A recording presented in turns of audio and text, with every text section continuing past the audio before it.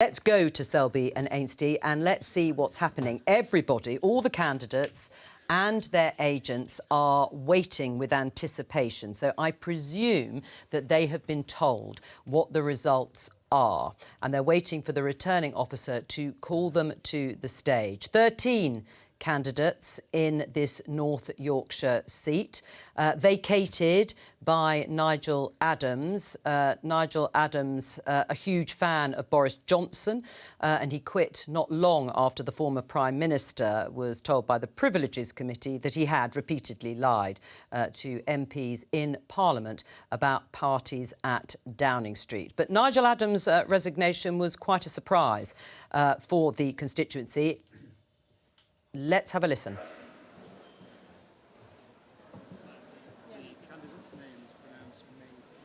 Right, there's a bit of discussion going on, but I think the candidates are going onto the stage.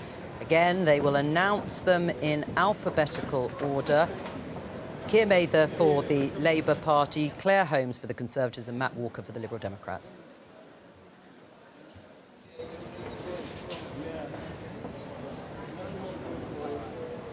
Bit of a squeeze there on the stage for everybody.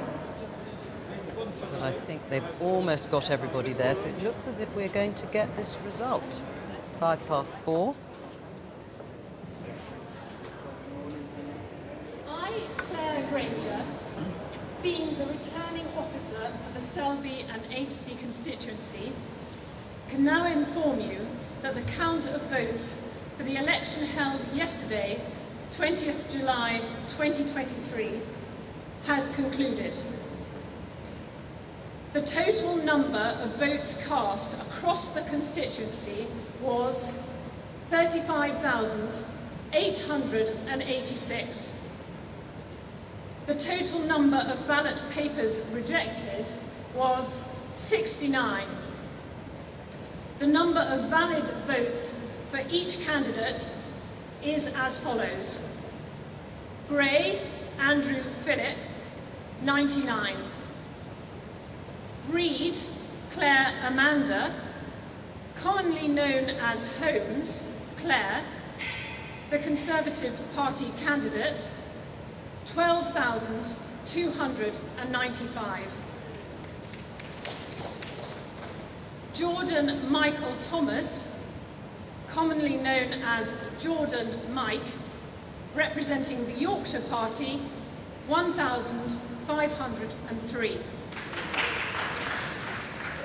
Kent David Michael, commonly known as Kent Dave, Reform UK, 1,332. Mather Keir Alexander, Labour Party, 16,456.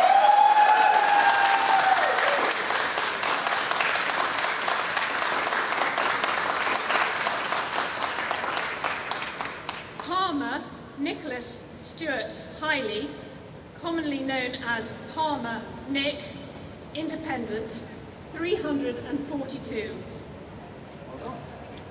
Phoenix Russell Guy, commonly known as Phoenix Guy, Heritage Party, 162.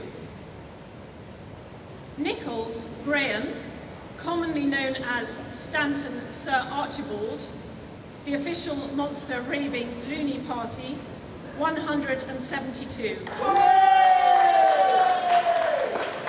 Walker Matthew James, commonly known as Walker Matt, Liberal Democrats, 1,188.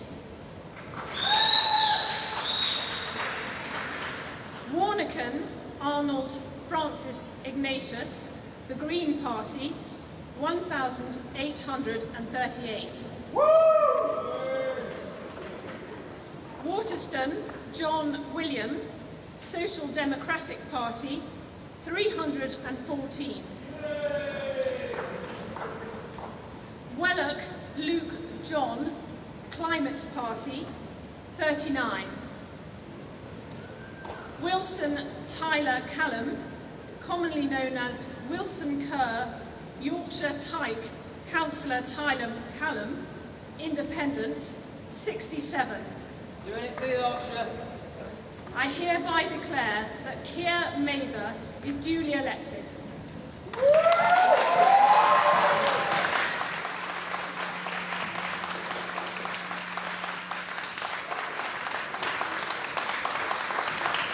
Thank you. Now, I want to begin my time as your MP by being very clear. I understand the enormity of what has just happened. I know what an honour this is, and I am humbled by this opportunity to serve. In this campaign, we have rewritten the rules on where Labour can win. People have opened their doors to us and embraced our positive vision for the future, and thousands of the votes cast yesterday were in Labour's box for the very first time. For those of you who have put your faith in our party, thank you. I don't take it lightly, and I won't let you down. And I don't shy away from the work that's to come. The people of Selby and Ainsty have sent a clear message. For too long, Conservatives up here and in Westminster have failed us. And today that changes. It's time for a fresh start. Thank you to the returning officer, election staff and police for the smooth running of both this election and this count. Your work enables our democracy, and it could not be more important. Thank you also to my agent, Scott, and of course the hundreds of Labour campaigners who have made this victory possible. Your enthusiasm and your dedication have made history. I have been so proud to campaign alongside you. And I want to say a special thank you to my partner Ewan for all his help and support, and to my family for everything that they've done. Over the past few months, speaking to hundreds of people on the doorstep, I've encountered so much hardship. Hardship made worse by 13 years of negligence and complacency from the Conservatives. Today, that changes. The people of Selby and Ainsty have made it clear. They deserve public services that work and a thriving local economy. They deserve urgent support in the cost of living crisis, flood defences to protect our communities, and an NHS that's fit for the future. Public transport that connects us, more police on our streets, and action to protect our beautiful countryside and rivers. That's what we want, and that's why I'm here. And in a year's time, I believe we will be on the precipice of a Labour government. A mission-driven Labour government to transform the country, make fairer choices, and empower communities across our region. Today, we have made history so that tomorrow will be a fresh start for the people of Selby and Ainsty. Thank you for giving me this chance to listen, to serve, and to fight our corner. I can't wait to get started. Thank you.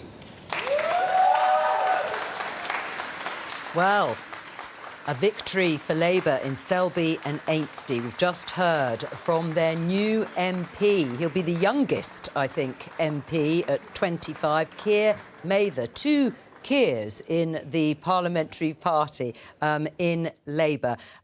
You must be delighted, Jonathan. Well, I mean, that is a breathtaking result of historic proportions, and it is Tory voters in rural northern England directly switching to the Labour Party. So that is a hugely significant result. But, you know, I can't hide my pleasure at that. Obviously, that's a hugely significant part of this evening. But I will also take, you know, some humility from that as well. I mean, I don't want anyone to think we look at a result like this and think, right, nothing more for us to do. Of course, you know, there's more to do to make sure that translates to that general election success that we all want to see. But as a contest, as a result, to win in a place like that with a majority like that, I think is a sensational result. And I think, going back to our comments at the start of the evening, you know, what's ambitious for me would be a government that is committed to, you know, policies allow people to own their own home, to have a good job, to have a bit of family life. And that's what the Labour Party is about these days. And I think sometimes that's underestimated, but when you see the result, how the public have responded to that in a contest like that, incredible. Right, let's welcome Richard Holden, Transport Minister for the Conservative government. I mean, Labour have just overturned a 20,000 plus majority in a part of the country that is not recently traditional Labour heartland or Labour territory. That is a pretty strong message being sent to Rishi Sunak and the Conservatives that the people of Selby and Ainsty, they've had enough. I think, we've got to see every by-election in context. And first of all, I was out on the ground in Selby multiple times. I know some of my colleagues, a lot of volunteers from across the north of England for the Conservatives spent a huge amount of time there. So sure. I'd like to pay tribute to the work. But you lost, of course, I well. understand that. But you lost, and you lost significantly. I mean, overturning that majority, it's a historic win for the Labour Party, even in terms of by-elections. And it was said that they needed a 17.9% swing. Well, they've done that. I mean, that would definitely look like a majority if that were replicated in other parts of the country in a general election next year. I would say that this is a by-election as well, and there are specific local factors. I think we can see from the results across the three results tonight that there are very different results playing out in different parts of the country with very different local factors. But I think people in Selby and Ainsty, I think we have to do to get better at ensuring that we get our message across and get a right to be heard again. What message? What message do you need to get across in order to convince voters? Well, I think relentlessly focusing on the issues which really matter to them, which align with the five priorities the Prime Minister's put forwards, are absolutely essential. It's the same thing which comes up in my constituency, which I'll be getting a train to in not very long, which really revolve around cost of living, jobs and the economy, and particularly stopping the boats and starting to reduce waiting lists. I think we have to deliver on those for a right to be heard by some voters across the country. Well, again.